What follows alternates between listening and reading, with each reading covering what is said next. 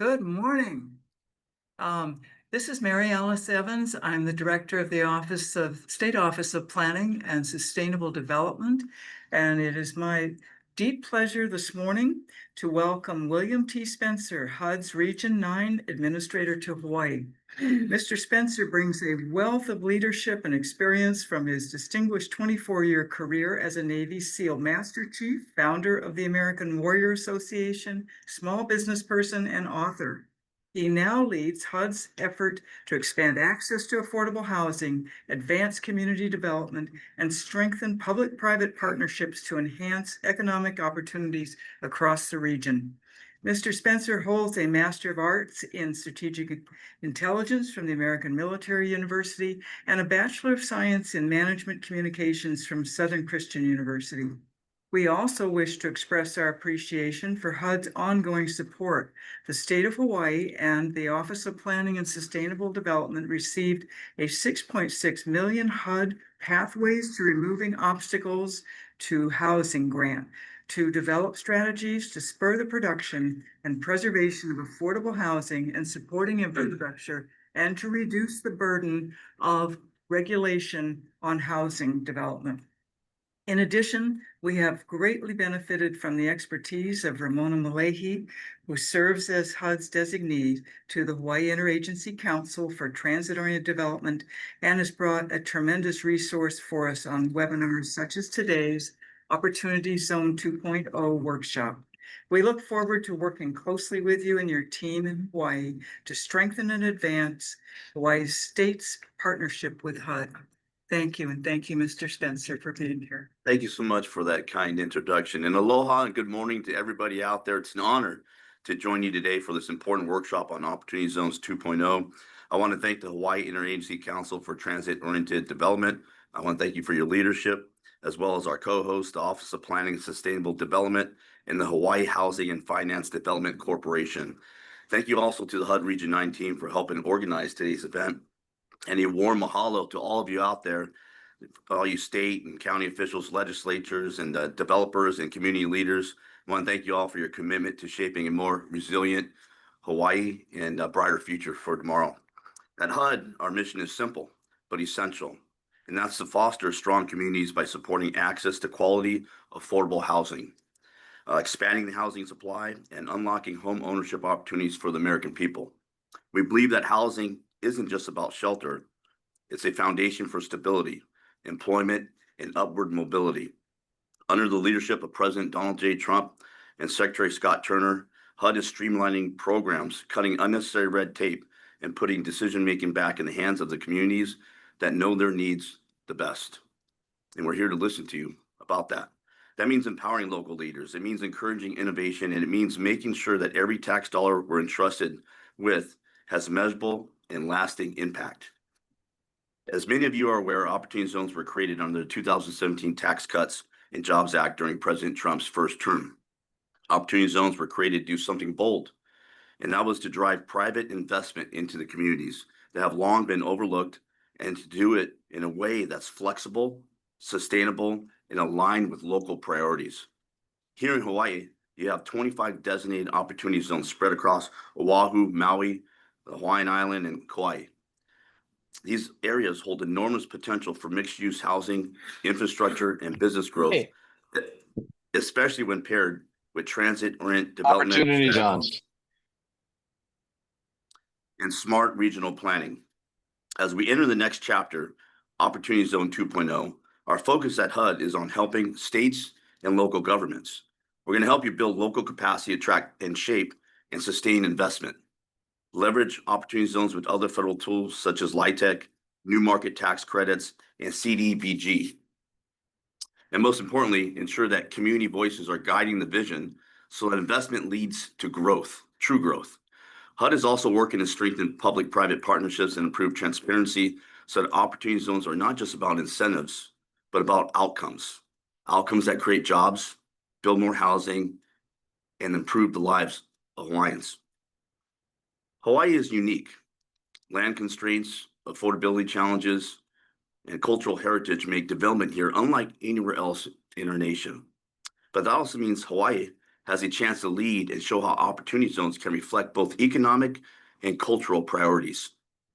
Today's workshop is about building that readiness. HUD is proud to support you in identifying shovel-ready projects, aligning interagency efforts, and attracting mission-aligned investors who share your vision for a better future. In closing, I want to thank you again for being here today and for the work that you all do every day to strengthen Hawaii's communities. HUD and Region 9 stands ready to be your partner in this next phase. Let's make sure Opportunity Zones 2.0 lives up to its promise, not just as tax incentives, but as a catalyst for opportunity and local empowerment. Mahalo, and look forward to work that we're all going to do ahead of us. Thank you.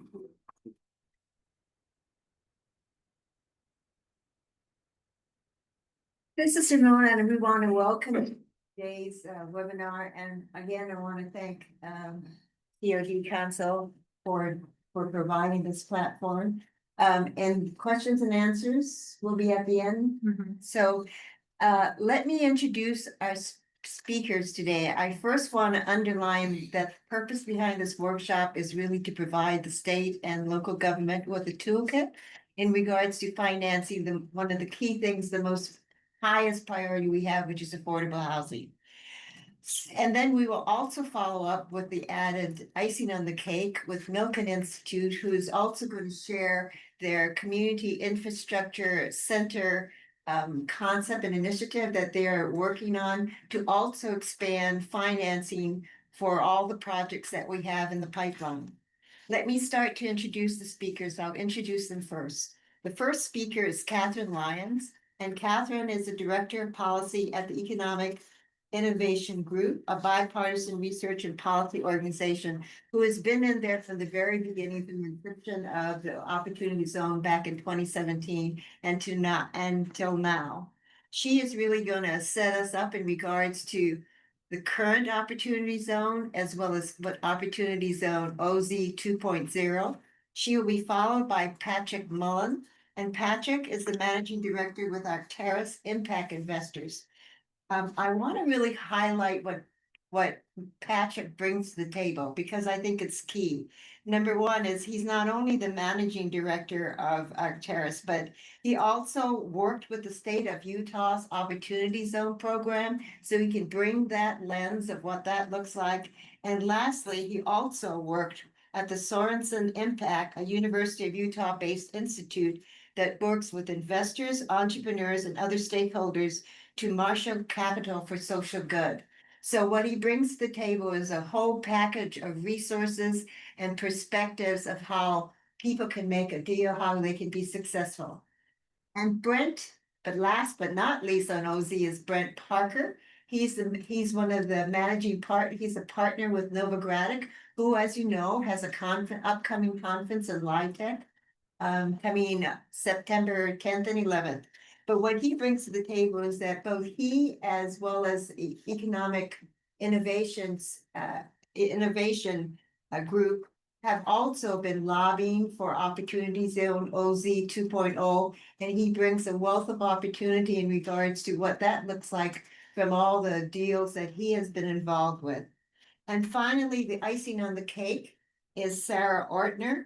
She's a senior associate of finance at the Milken Institute, and she works on the Pathways to Capital portfolio, and she helps to expand funding to underserved populations, rural, tribal, and urban communities.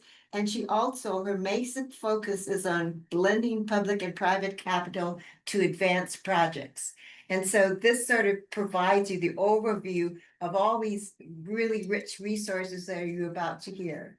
So without further ado, let's start with Catherine. Catherine? Great. Thank you so much for having me. I am going to share my screen here. And the slides. Bear with me. Okay. Can everyone see that? Yes. Okay.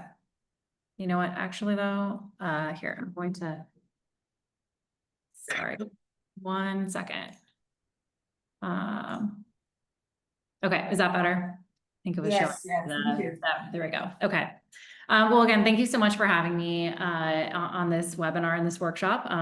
It's great to be here with you all today. As Ramona said and talked through, I'll be really covering just some of the basics of opportunity zones, what the current incentive looks like, what we know so far in terms of national results based on the data that we do have available. And then we'll focus a lot of our time on I'll focus a lot of my time rather on the OZ 2.0, the new benefits and the timelines that was passed in the One Big Beautiful Bill Act on July 4th and went into effect then. So we'll have some exciting kind of updates to share on the future of the policy. So I will briefly cover just the basics of opportunity zones and the current tax benefits to investors and taxpayers, which are at the currently, again, and this is through the end of generally the end of 2026 before the OZ 2.0 benefits come to fruition in 2027. But currently the benefits are threefold. There's first a deferral. So anyone who has capital gains taxes and recognizes those before the end of 2026 can defer those gains through 2026. The reduction benefit has already lapsed, but for those that had invested essentially before the end of 2019 and the end of 2021, they would have been eligible or are eligible for a reduction in their tax bill that is due at the end of next year by 10% and 15% respectively. Finally, the most valuable benefit available to taxpayers are ones that hold their opportunity zone investment for 10 years. Any gains on that actual opportunity zone investment, if held for 10 years, it would be permanently excluded from taxes at that time of recognition, again, after that 10-year hold. So again, that's very intentional on trying to encourage patient capital and investing in these communities for the long run. This is just a kind of showing the flow chart essentially of individuals and corporations with capital gains. It does have to be capital gains going into opportunity funds, which are created specifically for this policy. And those opportunity funds then must invest pretty quickly in about a 180-day clock into qualifying stock, interest, or tangible property in qualified opportunity zones. The design of OZs was really driven by adding the desire to add a policy to the community and economic development toolkit that was a little bit easier and more flexible to use, that could kind of be more faster and more responsive to market needs and investment activity. It is equity only. I think that's an important aspect and feature of OZs. There's no debt financing, at least through the OZ policy. Although what we often see, of course, is that equity is a much needed type of capital to complete a capital stack of many projects. And it has been used with a variety of different types of capital, including new markets and LIHTC, which I know we'll get into a little bit later in Brent's presentations. But that's very much by design. It's meant to be a complementary tool to many of these existing tools, but one that operates a little bit differently with no intermediary, with not a lot of oversight, and therefore meant to be a lot more flexible and kind of faster to use. The socioeconomic characteristics of OZs, and on the whole, governors did a very good job of targeting opportunity zones to fulfill and align with congressional intent. These places on the whole are highly distressed. There's almost double the poverty rate in opportunity zones versus the national poverty rate, a kind of much higher unemployment rate, a much lower median household income. So that generally reflects, I think, again, the intent here that this is targeting places that have for a long time been underserved and overlooked. And those are exactly the places that were on the whole chosen by governors in the first round. In Hawaii, that also holds true. The poverty rate you can see in Hawaii's opportunity zones is much higher than even the state poverty rate generally. And that, again, holds true kind of across the board in terms of other markers of distress.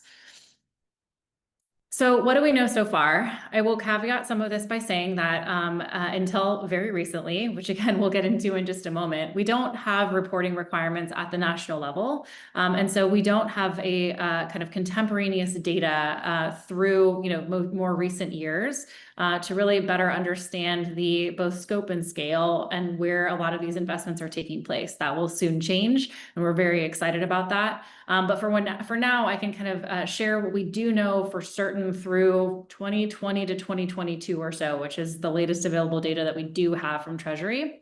And that shows that OZs have unlocked more than $89 billion in qualifying equity investments nationally, and that's through the end of 2022. And that is into more than 2/3 of all designated OZ tracks. So that's nearly 5,600 communities nationwide. We also know that, and I think this was touched on in earlier remarks, that OZs have been particularly successful in building residential housing, residential rental units in particular, often in multifamily properties. And that it has produced a large and immediate development effects. Those have also had spillover effects into neighboring areas, which is what we also always like to see with place-based policies. We are not kind of pilfering from other neighboring communities to the benefit of OZs. What's happening at OZs is having positive kind of spillover effects into other communities that don't have that designation. In Hawaii, and let me see if I can just kind of minimize my here. There we go. So as mentioned, Hawaii has 25 total opportunity zones, and it's home to 109,000 residents and 3,800 businesses. 32% of Hawaii's zones are qualified as non-metro. That'll be important as we get into the 2.0 benefits and the new attributes of the future policy. Hawaii saw 15 zones, or about 60% of its total, receive investment just through the end of 2020. So certainly that is a much higher number at this point. That's just the only available data that we have, through that timeline at this for now. And the Joint Committee on Taxation reported that Hawaii received $282 million in OZ equity investment through the end of 2022, or $199 per capita. You can see here, this is the map of the current OZs in Hawaii. So I'll spend a moment here, especially since this is a HUD webinar, on the impact that we know OZs have had on the national housing supply, and that it has caused a large and still rising increase in housing supply in designated communities. It has essentially doubled the amount of new housing in OZs. There has been a positive effects across all types of communities, from very large urban to rural and small communities, exurban and suburban. The estimates of the fiscal cost of each new unit of housing that was created by the OZ incentive is very low, especially as compared to other similar housing programs. And the rate of residential growth in these communities has now surpassed the rest of the country, whereas before the incentive came into effect, it was on a downward kind of lower growth trajectory, which is exactly what you can see here. OZ tracks have now added a total of 650,000 new residential addresses since the regulations were finalized. And that essentially took its trajectory from well below non-opportunity zones tracks to now surpassing those non-OZ tracks in terms of growth. This is all I should say, and thank you to HUD for this. This is all data that we analyzed at the Economic Innovation Group. That is HUD data, kind of based on USPS vacancy rates as well. So this is all made possible thanks to that data source. The last point on here that I'll mention is that from the Q3 2019 rather through the Q3 2024, OZs have caused, so this is a causal effect, the 313,000 new residential addresses in these communities. So we know for sure that there's a significant effect of an OZ designation on the creation of new housing in these places. And that represents, more than 4% of all residential addresses nationwide. And again, what I mentioned on the kind of cost effectiveness of the policy, it is, the average kind of residential unit, the fiscal cost to taxpayers is about $26,000 per unit. Very, very low on the whole. So now I'll get into kind of some of the more kind of exciting, immediate, more timely updates here, which is that in the One Big Beautiful Bill Act that was signed into law on July 4th, opportunity zones were made permanent. That is a huge deal for an incentive that has only been as part of the tax code for about 8 years. We know our friends in the new market space have been waiting for many decades to achieve that status. And so we're just really pleased that that was considered among those types of community development tools and economic development tools as one that is experiencing enough success that it is kind of had a proof point and deserves permanency. And so we're really happy with that as the outcome in this legislation. While the OZ incentive is permanent, the new OZ designation cycles, so the new map will happen every 10 years. The incentive also has changed quite a bit in terms of the structure and the benefits that are now available. So the first slide I went through is kind of as of 2027, that will not be the case. Instead of now a kind of specific deferral period for every, that starts the clock on one date and ends on another. And now the incentive will actually offer a 5-year rolling deferral period timed to the date of investment. And so essentially everyone, no matter when you invest in the life cycle of the policy, will have a 5-year rolling deferral. If you hold for those 5 years, that will also be accompanied by a 10% step up in basis for investments held for that full deferral period. OZ 2.0 will also have a tighter geographic eligibility criteria. It used in 1.0, it used the same definition of a low-income community as New Markets tax credits did. So that's essentially 80% of MFI or 20% poverty rate, at least 20% poverty or lower than 80% MFI. Again, same overall definition as New Markets that was already in the code. But this time around, for those tracks, or rather the MFI eligibility criteria has now been lowered from 80% to 70%, which will significantly tighten and sort of shrink the overall map. Our best estimate based on the latest available data is that we'll end up with about 19.5% less zones than we had in the first round. That's also in part because there are no more contiguous tracks. There was a provision in the first OZs that allowed for adjacent tracks that may have been higher income to still qualify to be chosen. Up to 5% of OZs could be chosen as contiguous tracks. That rule has been eliminated, as has the special rule for Puerto Rico, which essentially allowed in the wake of Hurricane Maria, I believe, it allowed for all of its qualifying low-income communities to be designated as OZs. They will now have the kind of 25% or 25 zones that are available there. And then there's a cap on the MFI at 125%. So essentially, if you are qualifying on poverty instead of MFI, you still can't have an MFI above 125%. And that will take care of some of the outlier tracks that probably don't need the additional incentive to attract investment. The other thing, as I mentioned earlier, OZ 2.0 they will have, and we will now have reporting and transparency requirements. That was always the intent of the law originally when it was passed, but that was taken out through the various rules of the Senate. So now those are back in, and we're really pleased to be able to have national reports on an annual basis, as well as more longitudinal reports going forward. But certainly those annual reports to Congress that'll give us a much better sense of what's really happening, how much investment's happening every year, into what kinds of investments, how many residential units and affordable residential units are created, how many jobs are created. Those are all data points that will be collected through that process starting in 2026. And then there's a real emphasis on rural places, and I'll get to that in just a second here in this next slide. The definition of rural, as they have defined it in the bill, is an area with a population of 50,000 or fewer inhabitants that is not part of the urbanized area adjacent to a city with a population of more than 50,000.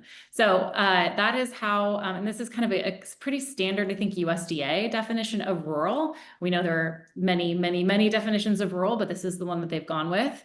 Right now, though, we don't have clarity on exactly what is meant by a rural OZ or an OZ entirely in a rural area. This definition does not fully or perfectly comport with census tracts. And so we will need additional guidance from Treasury to fully understand the geographies and sort of hopefully a mapping tool, ideally, that will help us assess which opportunity zones or which census tracts at least are entirely in a rural area that would also qualify as OZs. So as governors make that decision, they will be kind of fully informed as to what would qualify for these additional benefits. The bill creates a new class of these rural opportunity funds, and it does so because investments into those funds will now would be eligible to receive, instead of that 10% step up in basis or 10% discount for investments held for that 5-year deferral period, they would actually be eligible for a 30% step up in basis, so triple that benefit.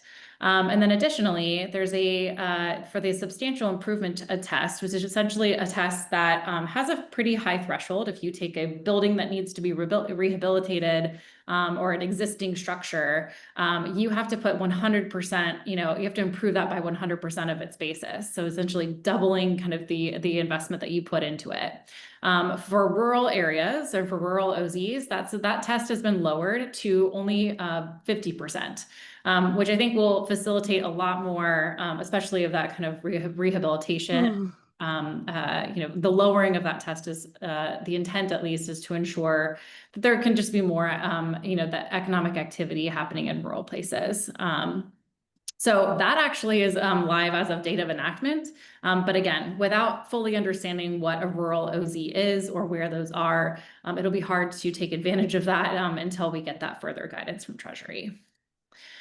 This is, we have done a map on EIG's website. We have an analysis, I believe on our homepage of the OZ 2.0, the bill and what it will do for the policy. In that, we have put together a kind of very early eligibility map based on the newer criteria. So the lowered, MFI, the cap on MFI, other things like that. This is only based on the latest available data. So we don't also know what Treasury is going to use in terms of which data set to determine eligibility. And I want to be very clear about that. This is not a definitive source yet, but it may give you an early look or just kind of a better idea, at least early in the process, as to which places in Hawaii might be eligible. Again, we'll know more hopefully soon on the data that would be available. Likely it will be the data that maybe comes out in November from the American Community Survey. In terms of timelines and next steps, and this is where I'll end and pass it along. So just some key dates to keep in mind. As I think we mentioned already, next year will be the first taxable year where reporting requirements will be required by investors and opportunity funds. Again, we hope that Treasury will provide a little bit more clarity as to if there's any additional items they want to see reported before 2026, so everyone can kind of keep track of that information over the course of that year. July 1st, 2026, that's when that's going to be the start of the zone determination process. So that will look exactly the same, more or less, as to what happened in OZ 1.0. Governors will have the ability to designate 25% of their low-income communities now with this updated definition as opportunity zones. In Hawaii, that minimum floor of 25 is still there. So that will still remain in place. The governors will have at least 90 days. They can, I think, apply for an extension again. So 120 days to submit designations to Treasury for certification. The goal being that the map is ready to go on January 1, 2027, and that there's no real lag there. And that would line up with also the timing of the new benefits. The end of 2026 is the gain recognition date for the OZ 1.0 investments. And then yes, January 1, 2027, that's when the new map is active. That's when the new benefits are active. And that map will be essentially active for 10 full years. And then one interesting kind of quirk is that through the current map is still active through the end of 2028. That is very much intentional, at least for this kind of transition from 1.0 to 2.0. Because investors often will need, especially those that are recognizing gains in 2026, will need a little bit of extra time, to kind of fully carry out, the statutory timelines of those investments and deploying of capital. And so there will be an overlapping couple of maps. We think it should be for the next, or at least this isn't the intent, I think, is to have those two maps concurrent for those 2 years, 2027 and 2028. I think that takes me to the end of my slides. I will stop there and stop sharing my screen. And I think Catherine, just to sort of jump in on the tracks or the transition guidance, that I think the vast majority of the questions that we've been getting pertain to the sort of overlapping of the tracks. And so I think we're going to receive more guidance on that. That's my understanding. But I think people have a lot of questions on, investing. And you may have a fund that's set up right now and you're just sort of starting the development process. And what does that mean for you if your process is going to take longer than, a couple of years and et cetera. So I think there's going to be more guidance coming on that. We are certainly requesting it for sure. Yeah, I think that's the big outstanding questions, sort of what happens after some of those expirations. So hopefully we'll get more clarity soon.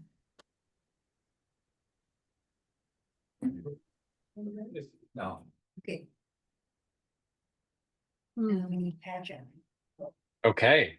Well, I think I'm up next. I'm happy to chime in. And just to validate the final point that we were just talking about there, I think one of the biggest questions we get from the communities where we're actively looking to invest from Arctaris is following up on that exact question. When will we get to select the new zones? What can we be doing? And I think we're in a similar kind of cadence of saying we're awaiting guidance on timing and what that looks like, but certainly encouraging folks to begin conversations with their governors and with that process so that they can get a little bit of a better sense of what's going on. But happy to maybe take over and jump in from my side. Let me start sharing my screen if I can. Let me see. Oh, apparently my Zoom is not allowed to let me share. I don't know why. I was doing it this morning. Maybe it reset. Give me 2 seconds. Real quickly while I'm doing this, I'll just multitask and tell you a little bit about my background. I unfortunately, Zoom's telling me I'm going to have to quit and reopen.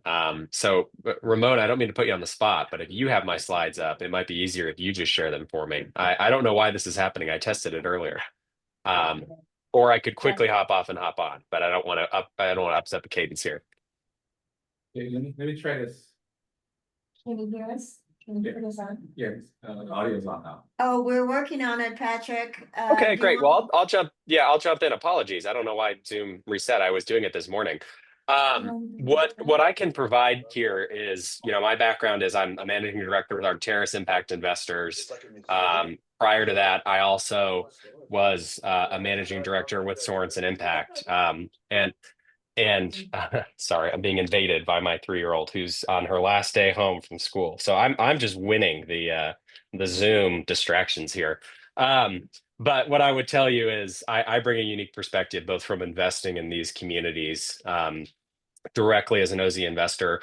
But Ramona mentioned my background, which was also helping to manage the state of Utah's opportunity zones early on. And I think why that is unique is that it kind of provides me both the perspective of what I've been seeing from some of these communities who have been seeking opportunity zone capital, in addition to really working on the ground, particularly in some of these rural communities. Show your slides. Did you double check? Oh, there we go. Looks like Yeah, it can okay. now. Thank you. I don't know why it was giving me that grief. Can everybody see that now? Yes. Yeah. Thank It'll you. go to slide. I apologize. I literally, we did this and I have to give the Hawaii team credit. They had us all hop on to do it early and I was practicing and it was there, but something must have happened there. So I appreciate you bearing with me with the technical difficulties. We can now have visuals to go along with my background.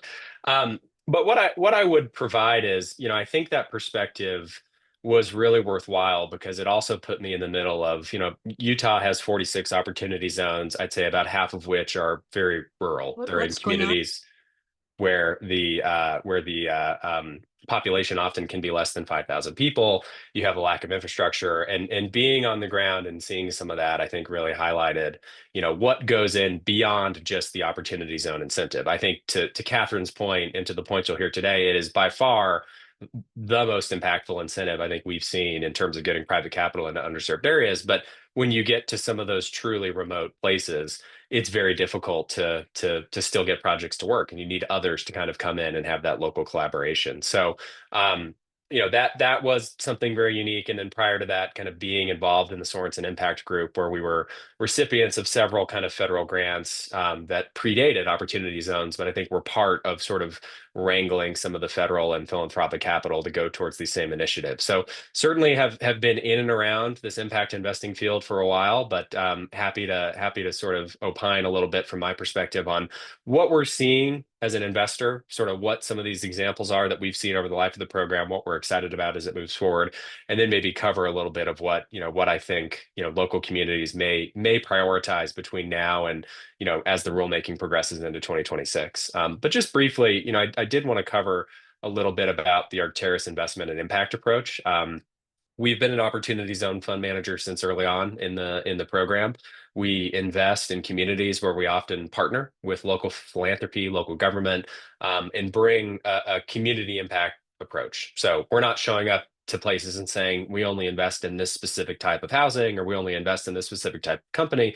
It's understanding, hey, what are your needs and does it fit with some of the parameters that we're underwriting? So we invest primarily in 3 asset classes: infrastructure, meaning broadband fiber, renewable energy; operating companies. We are one of the few OZ funds that actually do invest in companies with a focus on job creation.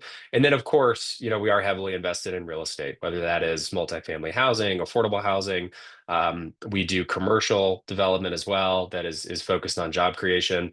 But I think it's allowed us to be in some pretty diverse places nationally. We've invested in fairly big urban cities like Baltimore, Maryland, New York City, but we also invest in rural Ohio. We have an investment program in a town called Lima, Ohio, where the population is about 30,000 people. We have a Colorado broadband investment in a rural community where the population is less than 15,000. So, certainly we have, we have seen, I think, a lot of what went into OZ 1.0, and we certainly thank Catherine, Sarah, Brent for sort of their thought leadership. We've been lucky enough to work with Novogradac, EIG, and Milken, participating in roundtables, talking about what was working in 1.0 and what we want to see in 2.0. And I think, while nothing ever, you never get everything on your wish list as it pertains to Opportunity Zones 2.0. I think we're overall just very thrilled about, all the things Catherine covered about the permanence and what goes into it. So moving on to maybe just a few Arctaris related examples, one thing I thought could be helpful is,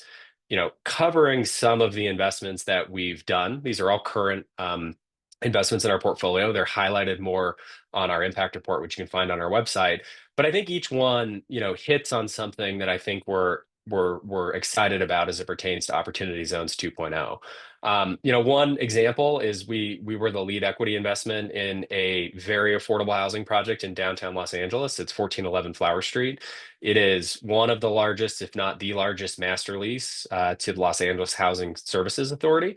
It is a building that is designed for individuals that were formerly homeless. They're not coming directly off the streets into this building. They've been going through supportive services. They've been sort of going through that system, but this is their stop as they're ready for their first kind of permanent housing as they begin entering the workforce and begin, sort of reintegrating fully as they move through that process. And so the United Way participated not only as a debt provider on the project, but they're also a service provider. They do manage parts of the building. They do manage sort of the social services that are there. And I think this is an example of housing that's being done in a very low income area. When you talk to people, when we would go to Los Angeles and we'd say we were doing a housing deal and we'd mention that it was in downtown Los Angeles, they would do a double take and say, nobody builds housing down there. And I think there's a reason why you picked it, which is you've got to find that affordability. And I think it's a place that, we hope as OZ 2.0 continues, it continues to see this revitalization. And, sure, it happens in the shadows of very, very wealthy market rate development, but I think it's a good example of how the program and how affordability can work hand in hand with city government. I think if the city hadn't stepped up through their Housing Services Authority to do that master lease, it would have been a very difficult investment to get off the ground.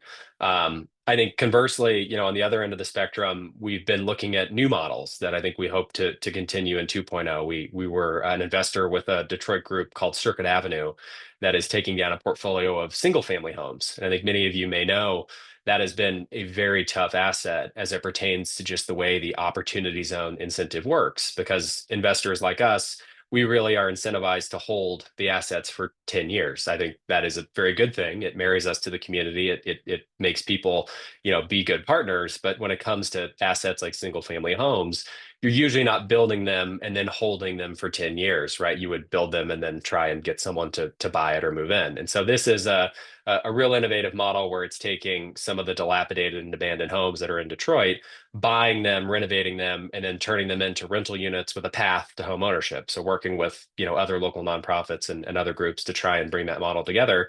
But the way that we're able to make it work is we really do rely on partners like HUD. These are housing choice voucher eligible units. I mean, we have people who are 50% area median income and below. So I mean, I think these two investments very much highlight the need to be more intentional about investing in low income areas. And so while it is, I think, unfortunate the map will ultimately shrink a little bit from OZ 1.0 to OZ 2.0. We do ultimately, I think, welcome the intentionality of trying to move down on those median family income levels, because we're living it. We're in places where, I mean, people really are, below some of those lines and are in areas that could really use the help. And again, I think this is an example of a federal program where having the housing choice vouchers, it was, very instrumental in helping us kind of get this investment across the finish line. And finally, the other one I'd highlight is in a place in Erie, Pennsylvania, which I think is, to me, a great example of what I think we hope to see continue in Opportunity Zones 2.0, which is really this local collaboration. Erie was a place that some of you may recall got in the news early on in Opportunity Zones, because I think they took a lot of momentum in trying to put together a prospectus. They had a census tract that was selected that was either the lowest income or one of the lowest income census tracts of all 8,700 that were selected. And that became a point of, I don't want to say pride, but I think a rallying point to say, look, if we're literally one of the lowest ones on the list, how are we going to change this? And one thing that happened early on is we ended up connecting with them, and they brought together assets they had in the community. The community foundation they had locally cared very much about investing into their downtown. They had anchor employers like Erie Insurance. They had a very mobilized and motivated Downtown Development Corporation who all came together and said, what we need is someone to come invest in our downtown. It's the heart of the city. It's really gone overlooked and underserved for decades, and we're really failing on bringing back young working professionals to our community. They want to come back, but there's nothing happening. And so we were fortunate enough to partner with the community foundation, who invested to support our work there through a philanthropic investment. We were lucky enough to have the Downtown Development Corporation agree to co-invest in many of the projects that we were looking at.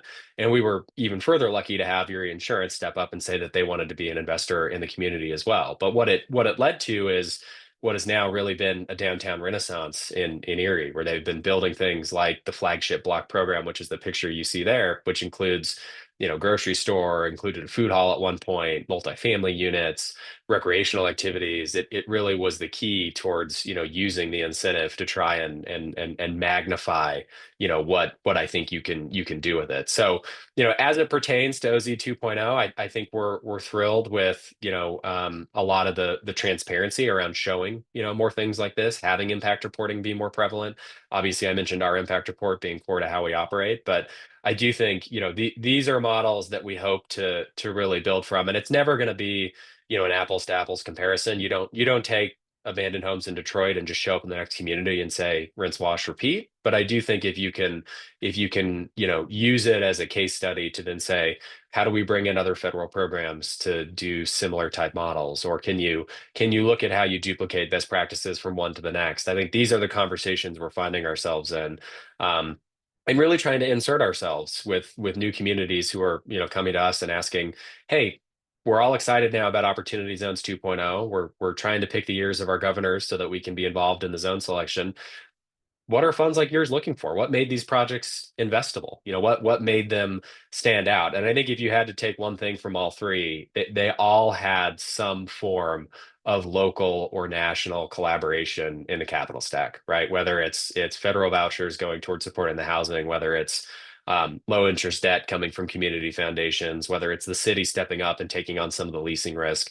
I think it just highlights the need for some of that continued collaboration. So to see the turnout on today's call and see sort of the what I've understood to be sort of the array of attendees here, I think it speaks to the right types of conversations to be having, and really some of the things we continue to look for at Arctaris. Finally, I just have one more slide. One thing I wanted to hit on, as I mentioned, the background I had in Utah, to start, we went into some places that, early on in the Opportunity Zone program, and many on this call may feel this way. And, certainly I'm sure Catherine, Brent, and Sarah took some similar calls, but I went to rural communities 6 months after they got the zone, and they said, so great, when do we apply for the money and how do we get it? And does it come in like 2 months or 3 months? And we had to explain that's not how this works. It's not that type of incentive.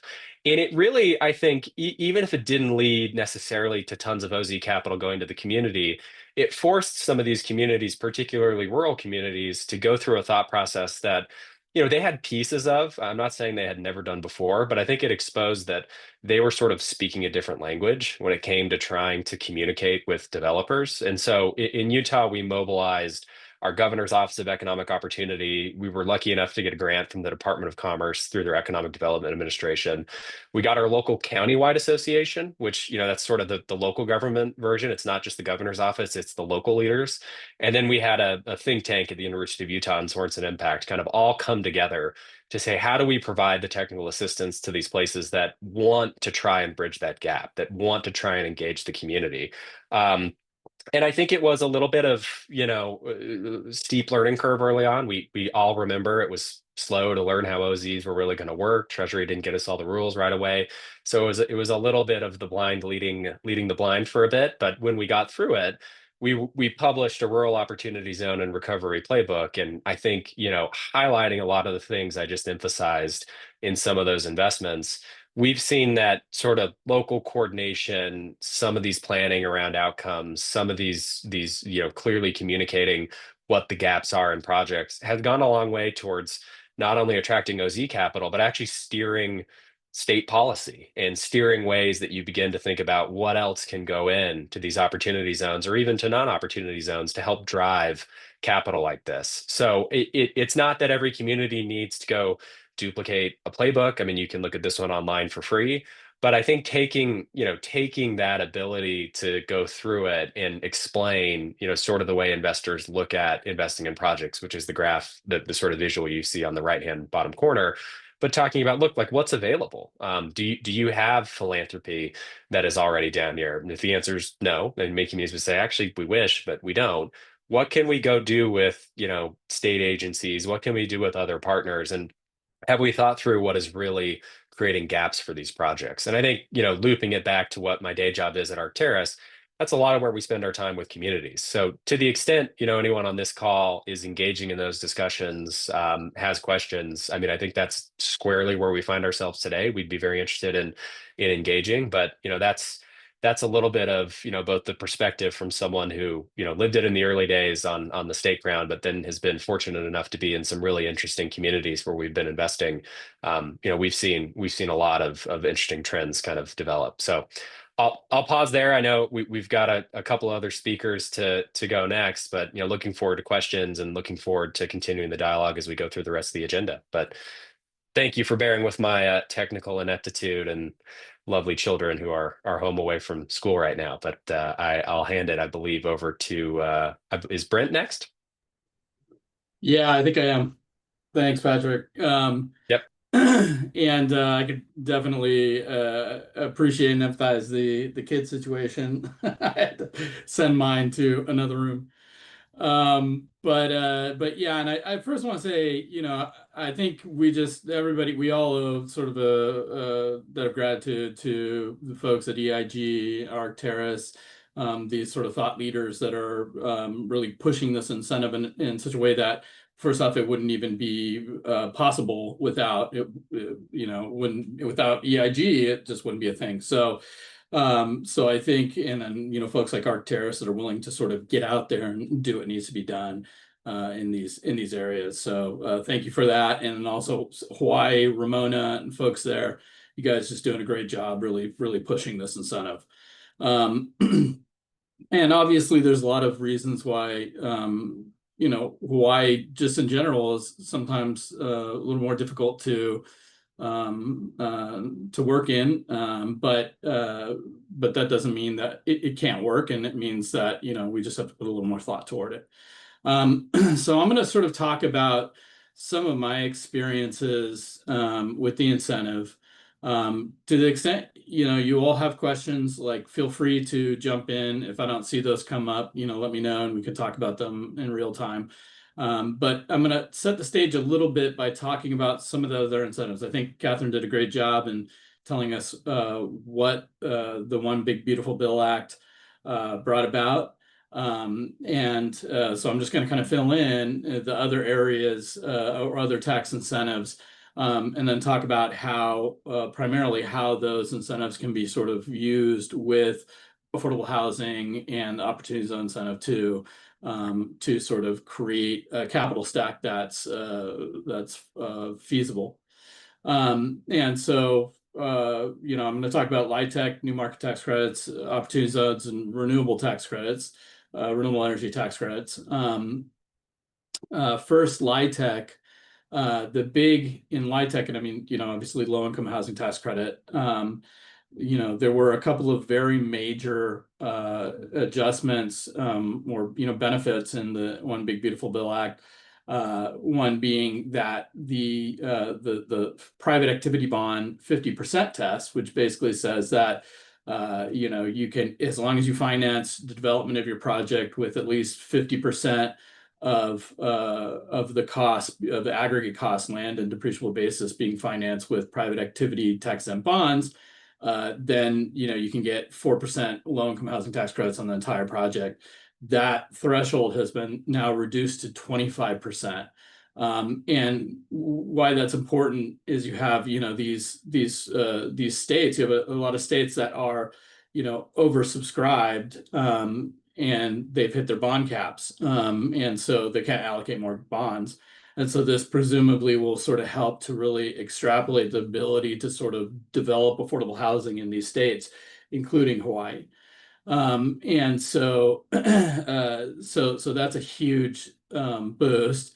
We estimate that that's going to produce potentially over 1 million additional units over the next 10 years. Additionally, the second sort of item that was brought about by the OB3, or whatever you want to call it, OB cubed, is an increase in 9% tax credit allocations. So for new development, where you have this competitive application in your LIHTC, for 9% allocations now, there's a permanent 12% increase in those allocations each year. So that is huge, starting in 2026, and that we estimate maybe will produce an additional 80,000 units over the 10-year period. So those are the sort of the LIHTC provisions. There were some provisions that were in the House bills or Senate bill that got sort of dropped regarding rural and native, and that's unfortunate. But the positive thing here is that, like the 12% boost and 9% credits, that was proposed to be a temporary increase. Now it's permanent, so that's huge. New market tax credits, and I'll talk about how you can sort of use new market tax credits with affordable housing and OZ.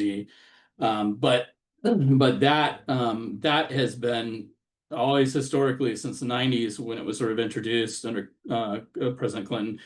It's been a temporary act, and so that has been, and it wasn't even in the House bill. So talk about the amount of sort of flex and change that you see from House bill to Senate bill to what's finally enacted. That got a permanent extension at $5 billion a year. So that's very big. I'll talk about a little bit more how that sort of shows up in a structure with OZ and affordable housing. We don't see it a ton with affordable housing, but it's definitely doable, especially in mixed use projects.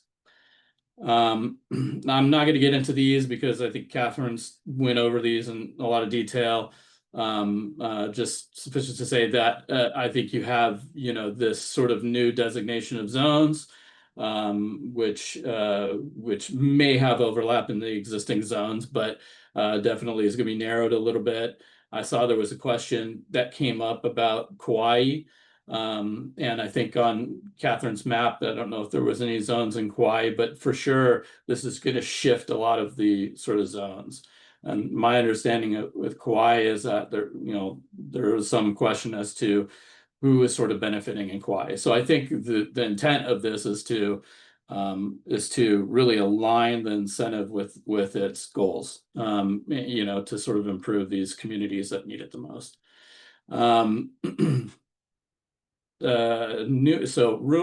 Renewable energy tax credit, or also you'll hear it, investment tax credit, or ITC. So this we ever more frequently we'll see with affordable housing, and for lots of reasons. But that is now being phased out. So the provision now is that there's a phase out after 2027, but you have to begin construction. And so it's not a sort of total cliff. As long as you sort of begin construction by that date, then you can sort of be eligible for tax credits. And we should also note that we don't feel that this is the last that we're going to see of renewable energy or ITCs. I mean, this is it's a fact of our life. We need it. The grids are overburdened, and it's just a very important property. So whether it's in this administration, but the next administration that comes through, or whatever, we feel very strongly that we're going to see more of renewable energy. But that has been sort of phased. It's going to be phased out under the current sort of OB cubed. And we'll talk about how that sort of shows up in affordable as well. But with affordable and OZ, basically it no longer reduces eligible basis. So you can have an increase in eligible basis from this property. It also produces investment tax credits, which are delivered, day one when the property is placed in service. So highly sort of sought after by banks and investors. And it almost pays for itself if and we'll talk about this in a minute. But if you're in a 4% deal, a bond finance deal that doesn't have sort of basis limitations, you can have this credit that's typically starts at 30% if it's under a megawatt, and it goes up from there if you apply for, and the trick is really applying early. But if you apply for a boost, it has a 20% boost that gets you to 50% of the basis in credits. And then you also have of course the LIHTC on that too, which is another 40% of the basis. And if you're in a DDA or a QCT, you get another 130% boost there. So what we're talking about is property that, as long as you're able to syndicate those credits, pays for itself, and should, reduce your sort of NOI and help you in that process. So this is something that I think, it's no surprise, and most folks are already investing in, and maybe Patrick could speak on it at some point, but I think it's definitely a important part of any sort of project. Other sections of this was not a super kind bill, I think, to renewable energy and energy efficiency, unfortunately. But other things that got sort of cut, 45 cap L. That was, it's not a huge credit, but it definitely is a credit that, a lot of folks would see in affordable housing. If you're already sort of doing the Energy Star requirements and maybe even stepping up to Department of Energy, that was sort of a no-brainer, but that's being sort of eliminated fairly quickly. 179D, you don't see that too much in affordable housing, but if you have a mixed-use project, you could.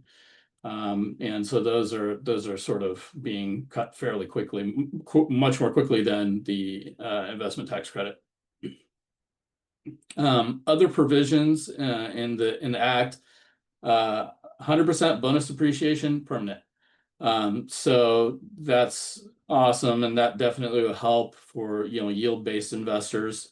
And 163J is another sort of, if you're in affordable housing and you're looking at tax returns, you definitely know about this. It limits your ability to deduct interest, and that has sort of positive provisions that have been added back to sort of enable you to deduct more interest. And then no corporate tax cut or change to private activity bond tax assumptions. There incentives that were left out. There were no HTC or historic tax credit provisions, unfortunately. Neighborhood homes tax credit, workforce housing tax credit, office conversion tax credit, preservation tax incentive, all not included. But there are sort of separate bills, and whether or not those bills can be passed, it depends largely on the Senate, and if you can sort of pass bills with 60 votes in the Senate. The reason why the One Big Beautiful Bill Act got passed without 60 votes is because it got passed under budget reconciliation, which is basically this provision that that allows a simple majority. It has sort of constraining features to it, but folks at EIG and the thought leaders here sort of were very intelligent about how to get things like reporting requirements in. And so, one of the things you can't do is you can't have items in budget reconciliation that don't have a fiscal impact. But we allocate, 15 million of proceeds to the IRS to govern the reporting requirements, and then it has a fiscal impact. So I think it's very intelligent and how they went about doing that. But these other bills that sort of come through on standalone bills typically require, a 60 vote in the Senate. Otherwise, it's sort of subject to filibuster, and they get talked out. And I've also put here, you'll see if you go back to the slides, I've put sort of places where you can read about each of these things. And the links. So, check that out when you get the slides. So stacking incentives. Okay, why does sort of affordable housing work with opportunity zones? I think largely, one thing you have is you have a substantial improvement test. If you have property that's, AC rehab and LIHTC, you have that same substantial improvement test. It's not as high as the substantial improvement test in opportunity zone or requirement in opportunity zones. But if you're in a rural area, like Catherine said, the two could certainly align much more easily. The compliance term, is patient capital either way, right? You have 10 years in opportunity zone, 15 years LIHTC, and 15 years, I say that it's a 10-year, the credit is earned over 10 years. You could have investors that are willing to exit earlier than 15 years. Property type, we're going to see, I have another slide coming that sort of shows that, largely the type of property that we sort of see is residential real estate. Most funds are sort of investing in, at least part of their investment is in residential real estate. So that obviously aligns. The tracks are compatible. So the track designations for opportunity zones, used to sort of align with new market tax credits. Sorry, apology. Used to align with new market tax credits, where there was 20% poverty, 80% AMI. Now it's more constrained a little bit to 70% AMI. But there's a lot of sort of overlap between where LIHTC projects are built, trying to sort of identify difficult to develop areas and qualified census tracts, and the opportunity zones incentive. Exit tax. So one of the sort of positive things is when you're in a LIHTC project, especially like a bond project, you may have investors that ultimately go negative. And so in their tax capital, opportunity zone incentive would allow, enable that to sort of eliminate exit taxes. But the issue is sort of, I think, getting investors interested in the incentive, because, they're largely their sort of consideration are tax credits and losses. And then, also part of that, so the exit tax consideration issue might benefit a general partner, but for the limited partner, that may be a component of their buyout anyway, where they're sort of, you're required to buy them out at the greater of fair market value or debt plus taxes. So it could help the GP, but maybe not the LP. There's passive activity loss limitations, so that's why we see a lot of individual investors in opportunity zone, because you sort of don't have those provisions. Opportunity zone incentive is largely a cash yield based incentive, where your benefit largely can sort of help you with the cash yield and eliminating gain ultimately on that. Banks have been oftentimes historically the large investor in LIHTC, and banks typically don't have sort of programmatic capital gains.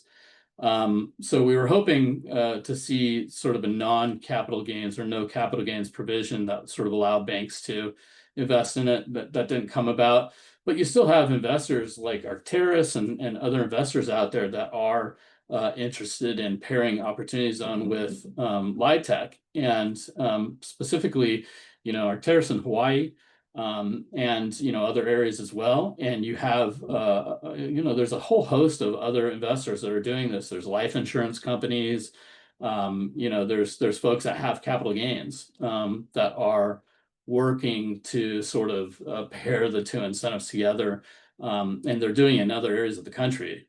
So it's just a matter of sort of enticing them and getting them to sort of pay more attention to Hawaii and do it in Hawaii. New market tax credits. So I'm going to talk a little bit about a couple of other incentives, mainly new market tax credits and renewable energy. New market tax credits you can have, so that it's geared largely typically toward commercial property. And the way it works is you have an investment, you have a investment entity that invests in a community development entity that generates credits to the investor, and then that entity typically provides a loan to a qualified active low income community business, or QOFs. And so it's not an equity investment the way that you would see with opportunity zones, but it is typically a loan investment to that business. And then the loan could be 20-30% of the capital stack. Is a very low cost loan because you have it's being subsidized largely, basically 40% or 39% of the cost is effectively being subsidized by tax credits. And it has the 7-year compliance period, so that somewhat lines up. You probably find that you're refinancing that loan at the end of the 7 years or extending.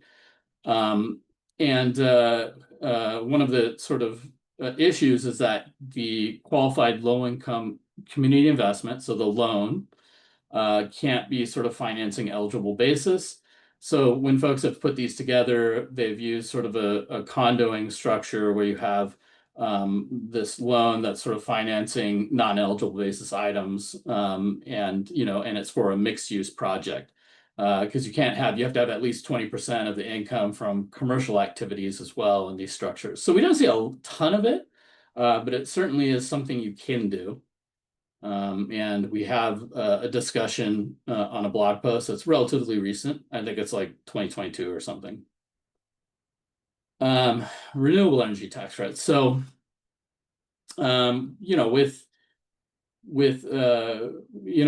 I said, if you have the 20% bonus in renewable energy, it's a base 30% on property that produces under a megawatt of energy, which it takes a very large project to produce more than a megawatt of energy, or require more than a megawatt of activity of energy, and even then you can probably structure around it. But you have but with that you have a 30% minimum sort of percent, ITC percentage, and then you can apply for the additional 20%. You have to make sure that the application is approved before the project is placed in service. So if you're going down this road and you're thinking about it, make sure that you talk to your tax advisors and figure out, how to get, the sort of credits that you need to make your project work for renewables. But when you do all of that, you're at least at 90%, on a 4% deal. You might not get additional tax credits or LIHTC if you're in a 9% new construction deal, because your basis may be limited, but you still would sort of be able to generate the investment tax credits. And so for yield-based investors, those ITCs are more valuable. So you'll see a lot of investors, a lot of banks and other investors that are interested in these ITCs, and they will gobble those up. So at one point, several years ago or a few years ago, I would say that it was more difficult to get the investors sort of interested because, if a investment group or a syndicator sort of, or a bank, invested in these, it was maybe a separate division or something like that, and you had to sort of get them together. But nowadays it's fairly easy, and a lot of them are very interested. If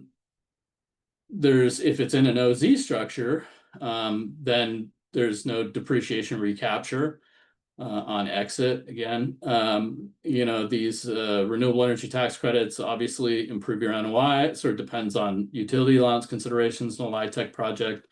But even if your investors can't use the credits, there are transferability provisions. So you can transfer those credits to an external party and be paid for it. The payment for those credits then is sort of tax exempt income.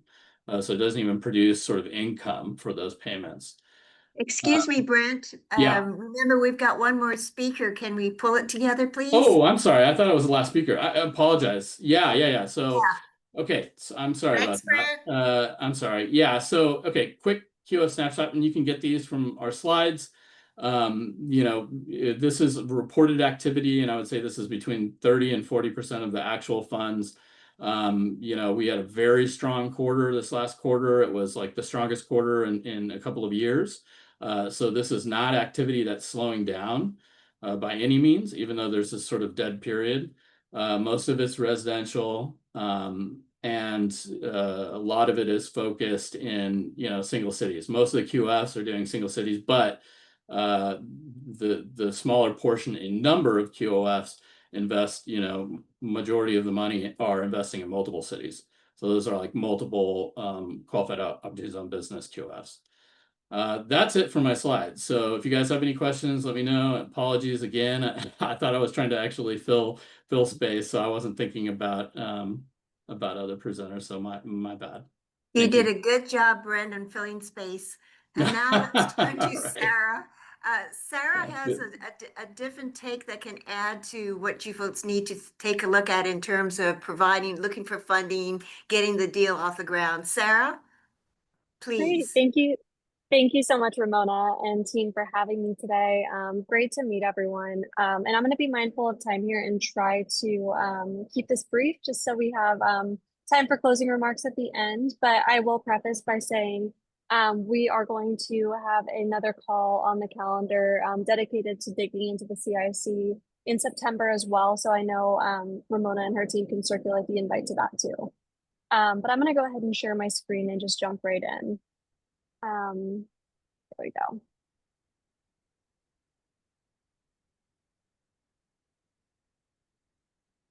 So I'm with the Milken Institute, and we are a nonprofit, nonpartisan think tank. We have offices all over the world. We're based in Santa Monica. My team specifically is based out of New York City. We have offices in DC, Miami, Singapore, London, and Abu Dhabi as well. And essentially, we are a nonprofit, nonpartisan think tank with major initiatives in health, finance, and philanthropy. I sit within the finance pillar on a team called Pathways to Capital, where one of our major initiatives, the Community Infrastructure Center, is a digital platform that connects two main groups of users. On one side of the platform, we have project sponsors who are going to be communities with infrastructure and climate resilience projects. It could be any type of community, any region of the United States, although we do focus a lot of our outreach efforts specifically on underserved, rural, tribal, and urban communities. And then on the other side of the platform, we have our providers. Our providers could be anyone from technical assistants, project funders, project developers, consultants, grant writers, or anyone else who has either funding or services that they can contribute to community projects to help them advance through the stages of pre-development to become shovel ready. And I will preface the rest of the presentation also by saying that we are entirely philanthropically funded.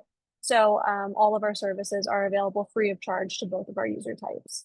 And then in addition to those two main buckets of users, the CIC offers a lot of different features as well.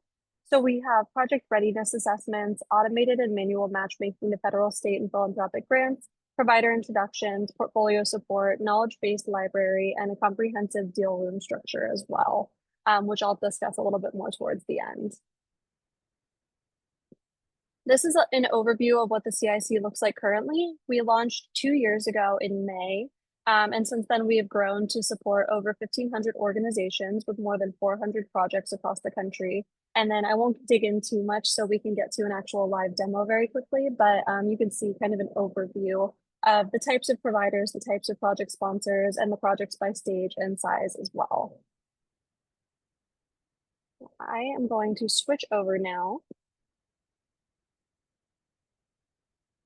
and go ahead and show you the platform. And just in the interest of time, like I said, I'm not going to dig too far into each of these features. I want you just to get a sense of kind of the offerings that we have, but would be happy to schedule calls or discuss further in that time we have in September. But essentially, when we have a project join the platform, we ask them for a little bit of information about who they are, what they're doing, their project type, subtype, current activity, stage, and then geographic location. With that, a project is able to be created and we start matching them to resources. You can see down here, there are some private fields as well for the project team to fill out, and how can we help is very important because that helps our team in determining what types of resources and providers to connect a project with. Similarly to the information we collect from providers, or from project sponsors, providers also offer information when they join the platform as well, specifically about either the types of funding that they have available and the requirements to receive that funding, or if they have services available and if there's a fee associated with those services. From all of this information, we are then able to connect the dots and make sure that we're matching project sponsors to the providers that can either help them on their current activity or can provide funding to help them accelerate forward. Here you can see an overview of the entire project in a very comprehensive little snapshot. We also have readiness assessments. So our project readiness assessment essentially asks about the different activities that need to be completed by a project through pre-development and their current status for each of those activities. With that information, we're able to generate a total readiness score, and then we break that down by specific categories. And as you scroll through the results, it actually tells you what specific activities still need to be completed in order for this project to be considered fully shovel ready. We have a few additional assessments as well. We have an equity assessment, the DOE credit readiness checklist, and then we also have an inclusive economies interest forum through the Federal Reserve Bank of Boston. Now, most importantly, I think to the platform is our automated and manual funding matches. So we have a database of federal, state, and philanthropic grant opportunities that we match automatically with every community that joins the platform. In addition, we also are manually matching to private funding, and we can manually match to grants as well. So if you look in here, you can see these are all of the grant matches and private funding matches that this community has been matched with. And you can see if it says manual match, that was because someone on our team reviewed the project and made these recommendations. And then if you see a percentage score here, that means that our algorithm determined based on a keyword search API that this was a very relevant opportunity for this project. Very quickly, we have a member registry. That's exactly what it sounds like. It's a Rolodex of every member of the platform. You can search by organization or you can search by individual members as well. So if you're interested in, say, getting connected to someone at a CDFI. You would filter for that, and then you can see every CDFI that we have in our network. You can also filter by state to see who we have in your geography. So these are a lot of the providers that we have in Hawaii currently. I will also show very quickly, just in keeping with the theme of this call, we automatically index different tags for projects as they join, including opportunity zones. So you can filter through and see all of the projects in our network that are currently in an opportunity zone. And then in addition to that, we also have a rural tag. And we go by the federal government's definition in order to determine based on zip code what tags are relevant to which communities. Our funding database is also completely open to anyone on the platform. So you can search through all of the funding sources. You can also filter by funding type. So we have cooperative agreements, federal grants, philanthropic grants, loans, procurement contracts, tax credits, etc. And then as a provider, you are also able to upload your own funding opportunities. So if there's, say, a grant program coming out of HUD, the HUD team could come in and they could upload that as an opportunity. We also have a knowledge base. This is case studies, templates, data sets, tools, resources, community trainings, office hours, or anything else that you can think of that would be relevant to infrastructure and climate projects. You can also filter to find the information that's most relevant to your project specifically, or if you're a provider, you can upload your own knowledge base articles as well. And then now I'm just going to switch back over to my slide deck and keep going super quickly on a new offering that we have on the CIC called the Deal Room. So essentially, we determined in November that there was likely going to be a lot of programs that were coming out of Build Back Better that would no longer be as relevant or available to the communities that we're working with across the country. When we first launched the CIC, our primary focus was aligning with federal and state grant opportunities. So we've since made the switch to prioritizing private investment. So with the Deal Room series, essentially we take all projects that are finance ready from the CIC platform, and we get specific information from them based on what a funder is going to be looking for in determining whether or not they can make a deal with a project. So once we get all of that information, we identify interested lenders from our network and we schedule a Deal Room call. What this looks like is essentially a 1-hour virtual session that includes a brief project presentation, live Q&A with the capital providers, and a chance to explore alignment and next steps. We make sure that all of the funders invited to a Deal Room session are very mission aligned with the project itself, as well as the geography that the project is being developed within.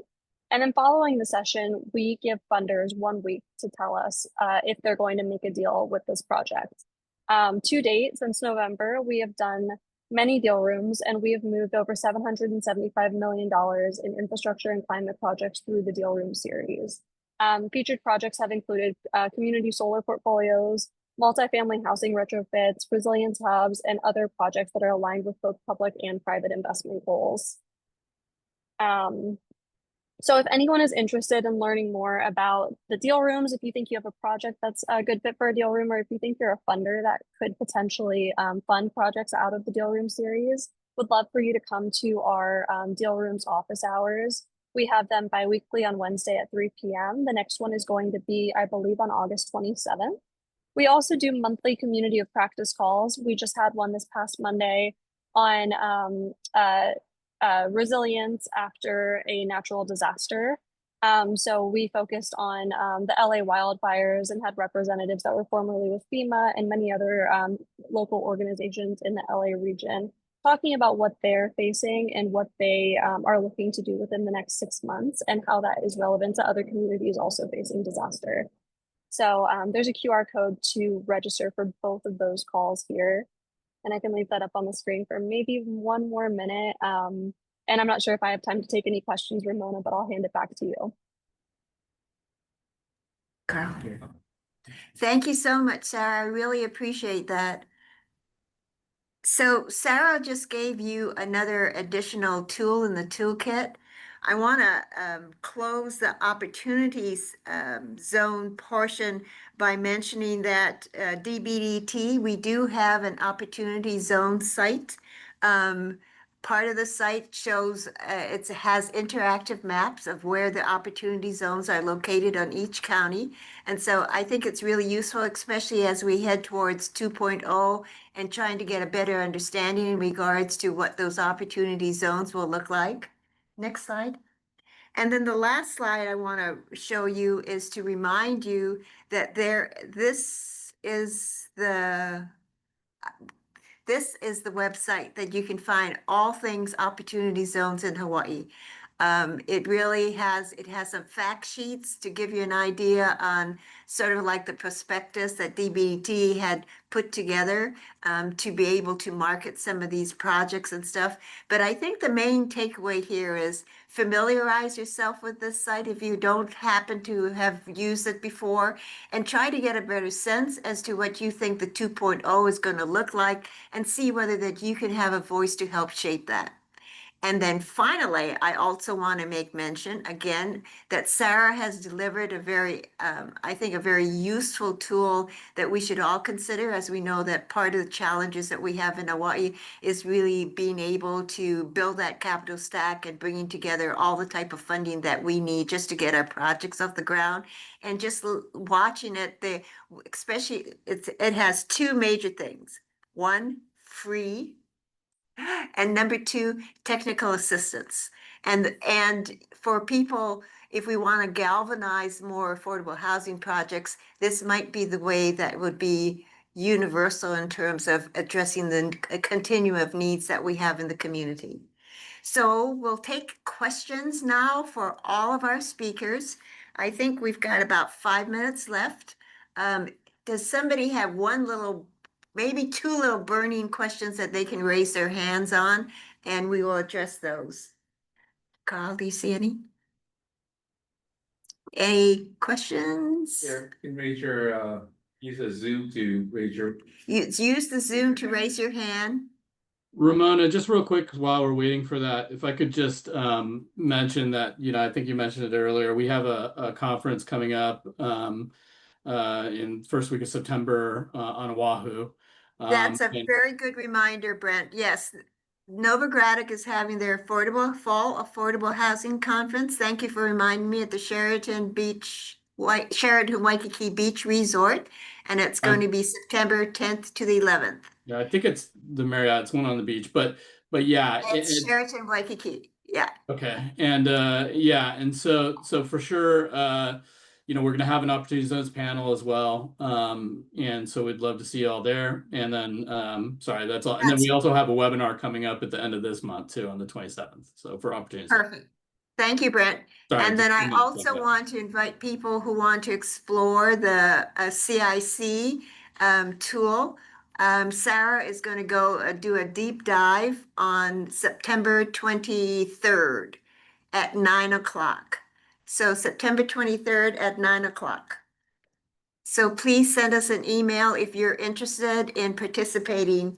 And they can also sign up for get on the email list. And you can also sign up to be on the email list for the Opportunity Zone at that website, Invest.Hawaii.Gov/Opportunity Zone. Any questions? Doesn't look like it. That means we covered everything. There is one. This is everybody. Hey, Catherine, Patrick, Brent, and Sarah, we thank you so much for sharing your mana'o. That means all your knowledge and expertise here. We really appreciate that. And if there's no questions, we will end this webinar, and recording as well as the slide deck will be on the DBDT website in about a week. Aloha, everybody. Thank you. Thanks, everyone. Thank you, everybody. Uh-huh.